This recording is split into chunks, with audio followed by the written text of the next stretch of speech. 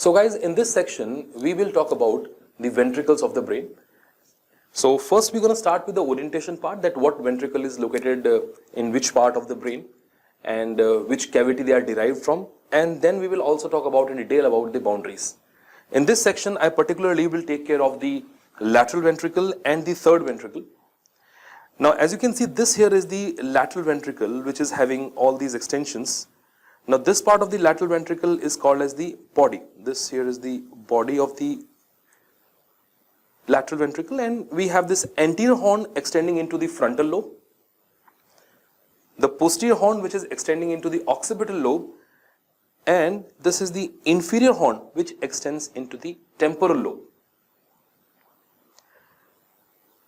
This lateral ventricle is connected to the third ventricle, and it is connected to the third ventricle via this interventricular foramen. There is an interventricular foramen which is connecting the lateral ventricle to the third. And the third ventricle then in turn is connected to the fourth ventricle. Now look at this, this is the fourth ventricle, this we already said is a third. The fourth ventricle which is situated between the pons and the cerebellum. You can see the pons anteriorly and cerebellum posteriorly, and in between them the major chunk of the fourth ventricle is between these two.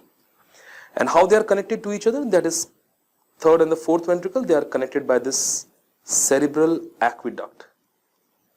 This is called as a cerebral aqueduct, also called as aqueduct of Sylvis. So this is just an overall idea about that where the ventricles are located. Like you can see, the lateral ventricle is located in the cerebrum, so it is a cavity of the telencephalon. The lateral ventricle is the cavity of telencephalon. Third ventricle, which is situated between the thalamus, it is actually the cavity of the diencephalon.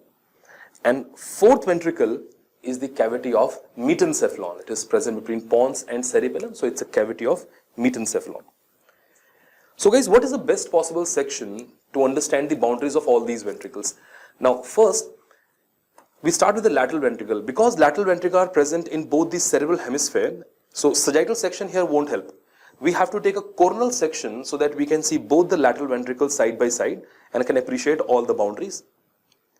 But for remaining two ventricles, that is third and the fourth ventricle, which are in the midline, you take a mid-sagittal section, and that can help you understand those boundaries of those particular ventricles.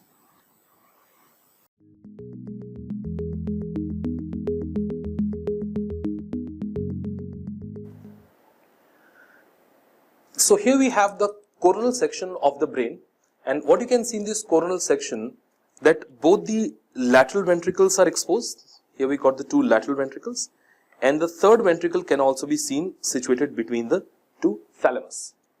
So let us talk about the boundaries which are forming the walls of the lateral ventricle. So I'm going to zoom in this picture. Let us discuss it on the image, and then we'll also draw this coronal section so that you can also take down the notes. So there we go. Here is the lateral ventricle. See, what is forming the boundaries of lateral ventricle?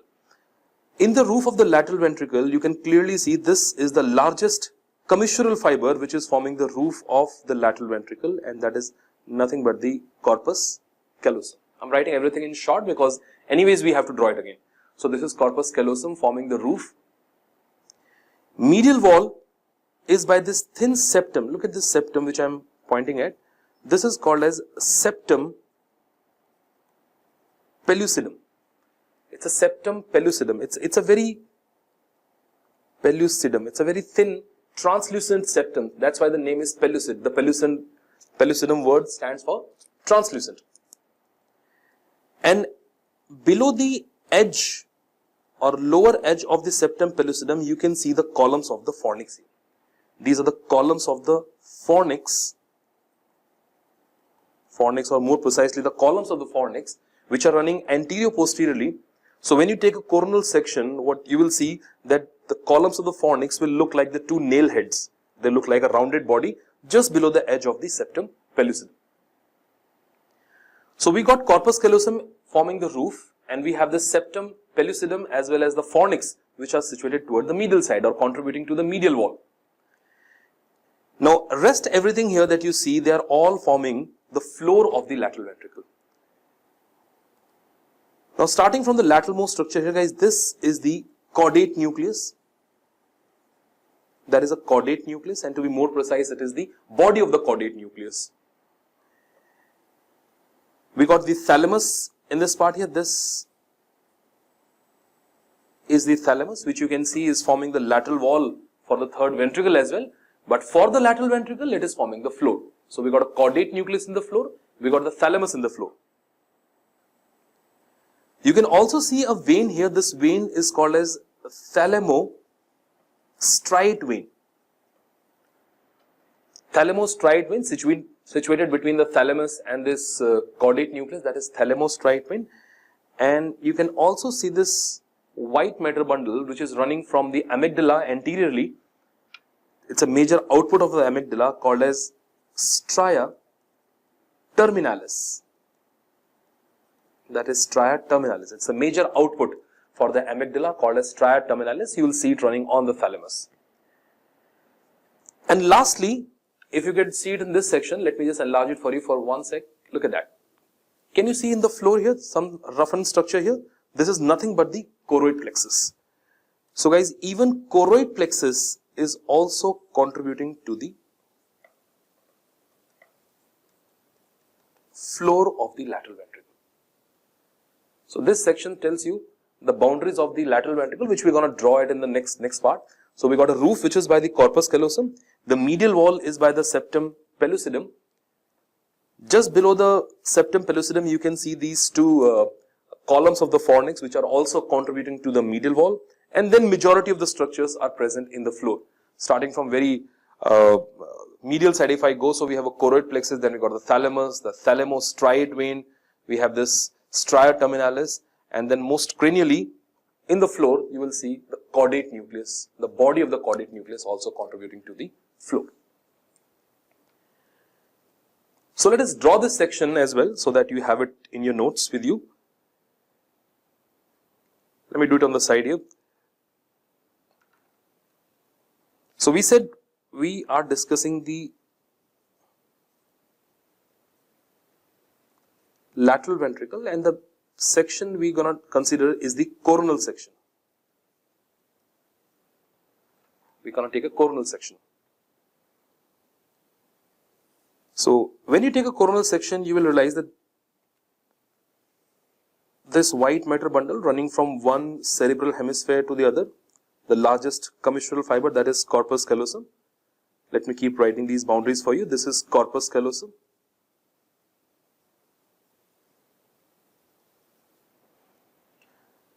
Just below the corpus callosum,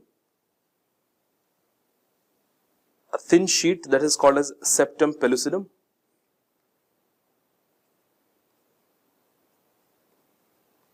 This is septum pellucidum. Below the septum pellucidum, here we got the columns of the fornix.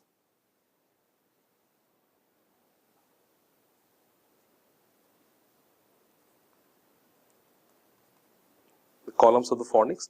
So the two structures forming the medial wall, the septum pellucidum and the fornix. And regarding the floor, if I start like this is the thalamus here.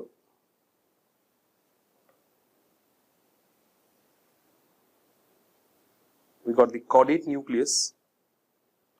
We have the vein that is thalamostriate vein, and then this stria terminalis. Also, the choroid plexus that we said, which is extending from the floor of the lateral ventricle to the roof of the third ventricle.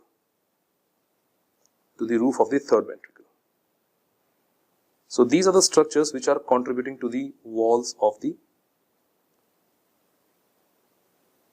lateral ventricle.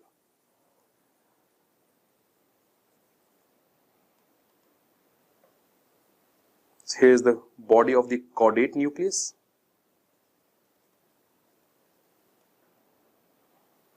followed by the stria terminalis. To remind you again, the major output of the amygdala, the stria terminalis. The vein that is thalamostriate vein.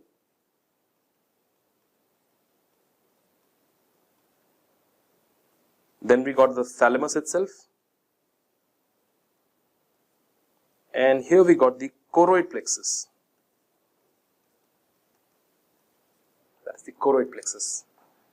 All present in the floor. Floor is the most important. Be it lateral ventricle, third ventricle, fourth ventricle, you will see the questions are usually targeted to the floor of the ventricle. So floor is very, very important here. It's by the all the structure which we have wrote here. So this is a section in which we talked about the ventricle, the roof, the medial wall, and this whole thing is the floor. The next ventricle that we're going to talk about is the third ventricle, and at least from this picture we can make out that the roof of the third ventricle will have a contribution by the choroid plexus, or you can see the tele choroidae, or you can, another way of calling it, that a pyometra stretching between the two thalamus. It all means the same, right? And the lateral wall, you can see clearly it is by the thalamus. The lateral wall will be by the thalamus. But there are many other things in the third ventricle to be discussed. Well, coronal section is not very helpful when it comes to the third ventricle. You got to take a sagittal section so that we can clearly see all the structures forming the boundaries here. So guys, I'm going to discuss the sagittal section of the brain here, and with the main focus onto the third ventricle.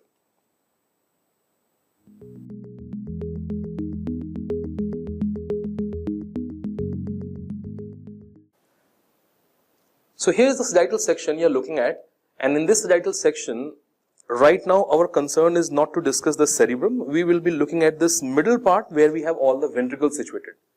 So if in this low magnification I can tell you this here is the lateral ventricle, this portion here is the third ventricle, and which is connected to the fourth ventricle, that is by the aqueduct of Sylvis. So because we need to discuss the third ventricle, so let me enlarge this image and bring it the third ventricle closer. Guys, look at the portion which I am highlighting here. This precisely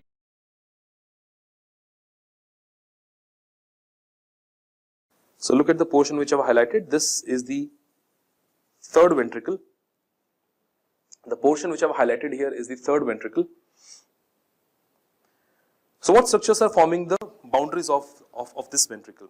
Now what is this, guys? This is corpus callosum, and this here is the anterior most part, that is the genu of the corpus callosum, from where we have the rostrum.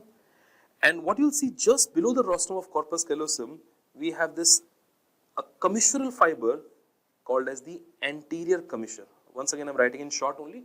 That is the anterior commissure. It is called as the anterior commissure, present below the rostrum of the corpus callosum.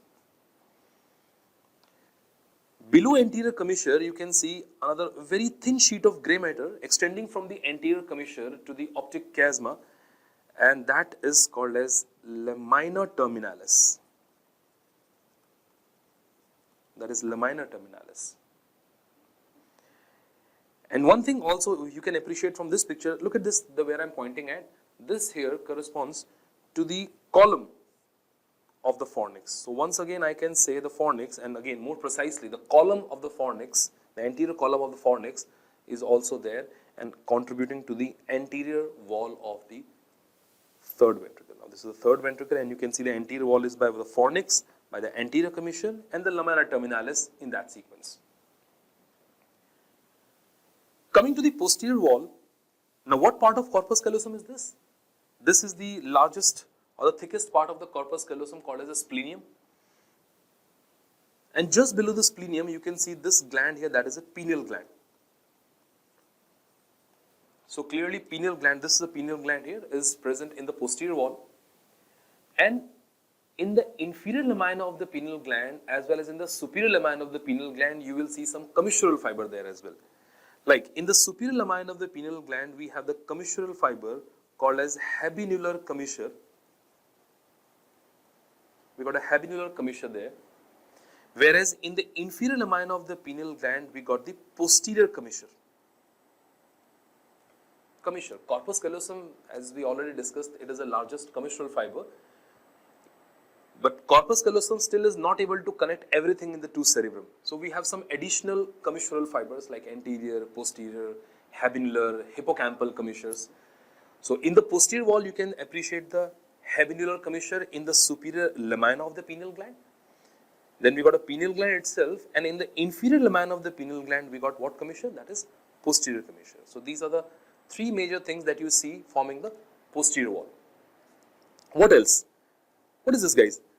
The one which connects the third and the fourth ventricle, that is the aqueduct of the sylvis. So aqueduct also is contributing to which wall? The posterior wall. Habenular commissure, pineal gland, posterior commissure and aqueduct. The four important structures you got to remember are present in the posterior wall of the third ventricle.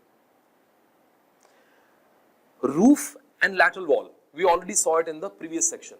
I'll come back to that. But before coming to the roof and the lateral wall, let us come to the most important part here, and that is the floor. As I already said, floor, be it lateral ventricle, third or fourth ventricle, floor is the most important. And before we discuss the floor of the third ventricle, I want to take your attention to something else which we discussed in the brainstem.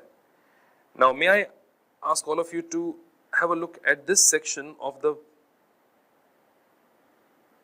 brainstem, guys. You're looking at the ventral aspect of the brainstem here. This is the ventral aspect of the brainstem, and let's only concentrate onto the interpeduncular region. That is the interpeduncular fossa, right? And just look at the structure which I am putting it in this dotted line here. Look at all these structures which I am putting it in here. What that includes, guys? Let me just bring it even more close. There we go. So we have an optic chiasma here, that is optic chiasma. Followed by, then you have this infundibulum or the stalk of the pituitary. Then we have a tuber cinereum. These are mammillary bodies, that is the mammillary bodies if I write M for them. And we also have a gray matter region here which is perforated by the branches of posterior cerebral artery. We call it posterior perforating substance. I repeat again, this is what? Optic chiasma. Then we have the infundibulum or the stalk of pituitary. Followed by, we'll have the tuber cinereum. We got mammillary bodies, the component of limbic system, the mammillary bodies, and then we have this posterior perforating substance. Now, if you're thinking why I'm telling about the interpeduncular fossa, because we are discussing third ventricle, see, when you see the brainstem from the front, all these structures that I highlighted there, they are in the interpeduncular fossa as a content or as a boundary. But when you see it from inside, when you see it from the other side, exact same structures are forming the floor of the third ventricle. Now, do remember the sequence that you're looking at here. You can see the optic chiasma followed by the infundibulum, then we have mammillary body, and then we have posterior perforating substance. And let me take your attention back to this image we're talking about, where we are looking at the sagittal section through the third ventricle. I hope you remember those structures, guys. Anterior to posterior. What is the most anterior thing in that? That was optic chiasma. Here we go. That is optic chiasma. Followed by, that is infundibulum. I'm writing all in short. That is infundibulum. Followed by the tuber cinereum. I'm just writing TC here. That is tuber cinereum. Then look at this. This clearly is what? That is mammillary body. And behind mammillary body, look at this area which is perforated by some arteries called as posterior perforating substance. That is posterior perforating substance. So optic chiasma, infundibulum, tuber cinereum, mammillary body, posterior perforating substance, yes, clearly they are all forming the floor of the third ventricle, including one more thing, and that is this. What is this, guys? What is this? Which part of the brainstem is here? That is midbrain. And if this is midbrain, you can see the portion which is dorsal to the aqueduct. This is the tectum of the midbrain, and this here is the tegmentum of the midbrain. That is a tegmentum of the midbrain. So here we have the most important floor of the third ventricle. Just think about interpeduncular fossa. Starting from optic chiasma, whatever structure you saw in the midline, barring third nerve, Third nerve was there in the interpeduncular fossa, but it is not forming the floor of the third ventricle. So we got this optic chiasma followed by the infundibulum. Let me point it out. Here we have the tuberous cinerarium, mammillary bodies, posterior perforating substance, and that is the tegmentum part of the midbrain. If you simply say midbrain, that will also do, is also contributing to the floor of the third ventricle. We'll draw this section as well, but once again, let me point out few more details in here. Remember, we said that lateral ventricle is connected to the third ventricle by this interventricular foramen. That interventricular foramen is very much in the anterior part somewhere here. This is the interventricular foramen, this point here. And this is the beginning of the aqueduct of the sylvis. Now, if I draw a dotted line, there is a sulcus that you will see extending from this interventricular foramen to the aqueduct of sylvis, which is telling you how the CSF will flow from the lateral ventricle through the third ventricle and into the aqueduct. Above this sulcus, guys, let me just give it a different color here. Above this sulcus, this portion is actually thalamus, and below we got hypothalamus. This here is the thalamus, and that is the hypothalamus. So that sulcus that you see, this sulcus that you see extending between the interventricular foramen and the aqueduct, that is called as hypothalamic sulcus, and that is separating the thalamus and the hypothalamus. So another thing which is very clear from this picture, that the lateral wall which we saw in this image is by the thalamus. It is not only by the thalamus, it is also by hypothalamus as well. Lateral wall of the third ventricle is by the thalamus, and when you see the sagittal section, you can see even hypothalamus is also contributing to this. In fact, all the structures that you saw in the floor, they are the extension of hypothalamus only. Be it infundibulum or tuberous cinerarium or mammillary bodies, they are extension or the part of the hypothalamus itself. And roof, as we already discussed, roof is by what? It is by the pia mater stretching between the two thalamus, or you can say the choroid plexus that you saw projecting from the third lateral ventricle into the third. Sorry, let's draw this section as well so that you have it in your notes. I'm going to do it on the side. So guys, we're going to draw the sagittal section to understand this third ventricle.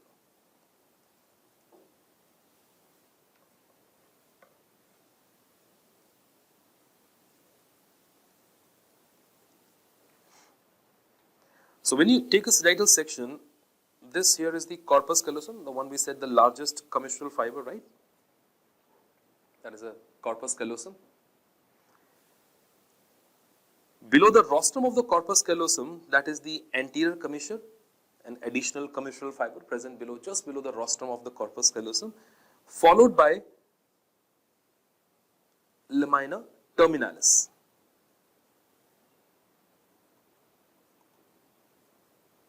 Let me write it for you. That is anterior commissure, and that is lamina terminalis, which is also there in the anterior wall along with the column of the fornix. If this is how the fornix is coming, so you will see this anterior column of the fornix as well.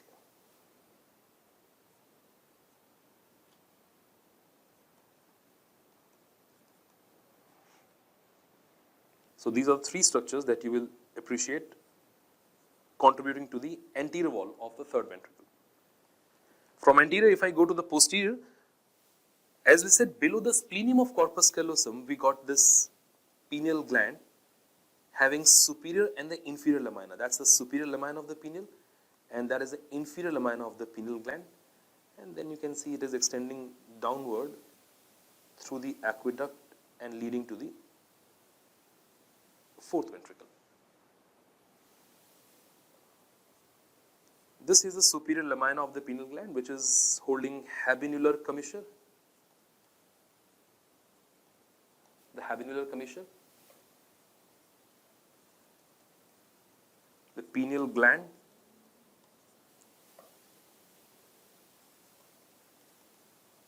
Posterior commissure. And then this aqueduct. The four important things that you should know contributing to the posterior wall. Contributing to the posterior wall. Roof, as we can see again here, roof is again by the fornix. It is by the fornix, and not only by the fornix, this choroid plexus which can be seen below the fornix here.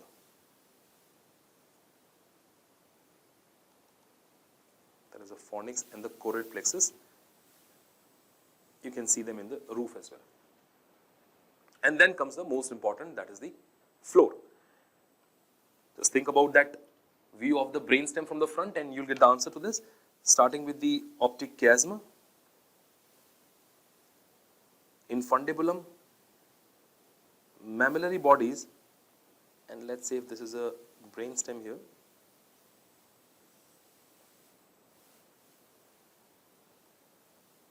So we got this optic chiasma,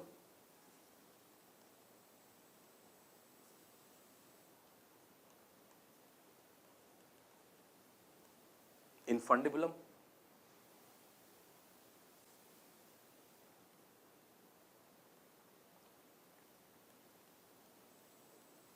tuberous cinerum and mammillary bodies. I'm writing them together. That is tuberous cinerum and mammillary bodies. We got posterior perforating substance, and this obviously here is the tegmentum. Tegmentum of the midbrain. You're just using a different color to highlight the floor. The floor, very, very important floor. The structures which were related to the interpeduncular fossa, except the third nerve, optic chiasma, infundibulum, tuberous cinerum, mammillary body, posterior perforating substance, and tegmentum.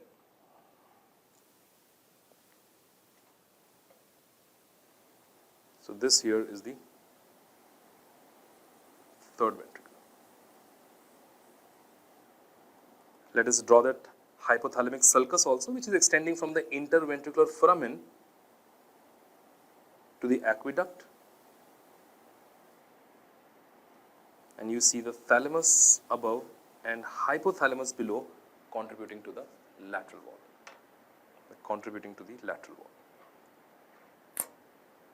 This is about the boundaries of the third ventricle.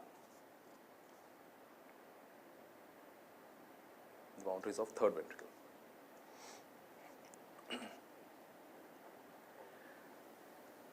So we talked about the two topics here. We talked about the boundaries of the lateral ventricle, and here we talked about the boundaries of the third ventricle. And based on what we discussed, let's try out some questions on these two topics.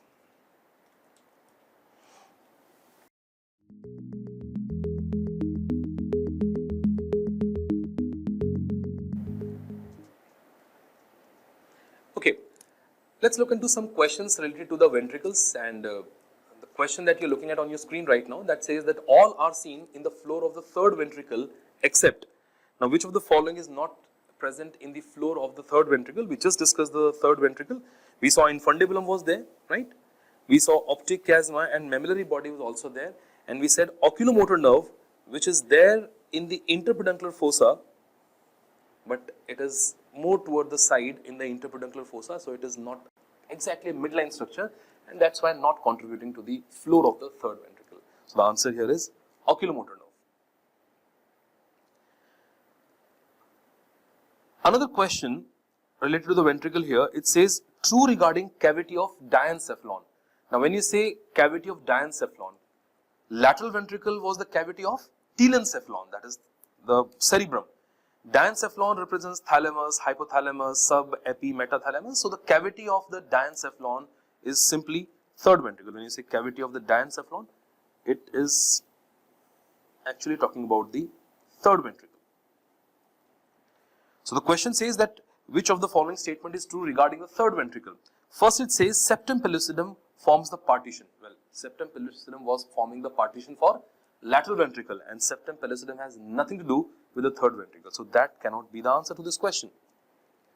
Lateral wall is by lamina terminalis. Lamina terminalis was there in the third ventricle, but where was it? It was forming the anterior wall.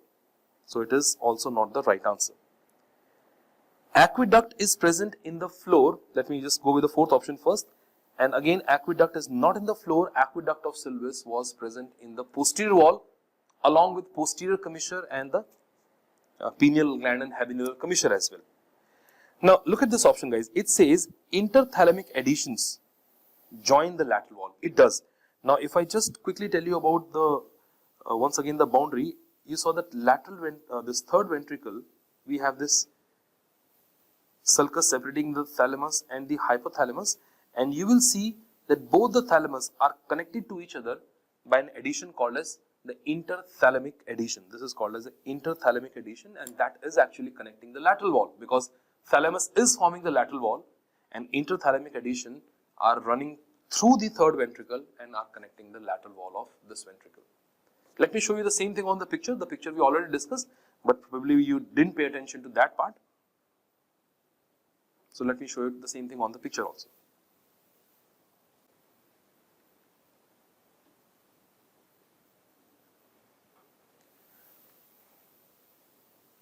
This is where we talked about the boundaries of the third ventricle. Now if I may rub some portion here, let me rub this. Can you see that adhesion here? This is called as interthalamic adhesion, and clearly you can see the interthalamic adhesion is running through the cavity of the third ventricle and connecting the two lateral walls. So that option is the right answer to the given question. Right, so true regarding the cavity of the diencephalon, that interthalamic adhesion it joins the lateral wall. That is correct.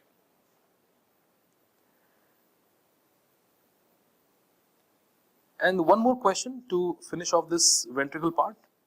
It says that choose the correct pair regarding the cavity of the telencephalon. Now once again we know telencephalon is the cerebrum, so the cavity of telencephalon is nothing but the cavity of the cerebrum. That is what ventricle they are talking about? The lateral ventricle. So cavity of telencephalon is lateral ventricle. So we have to choose the correct statement. Let's also rectify the statement which are not correct. It says roof is by choroid plexus. No, it's not. Choroid plexus was contributing to the roof of the third ventricle, not the lateral. Lateral ventricle roof is just by corpus callosum.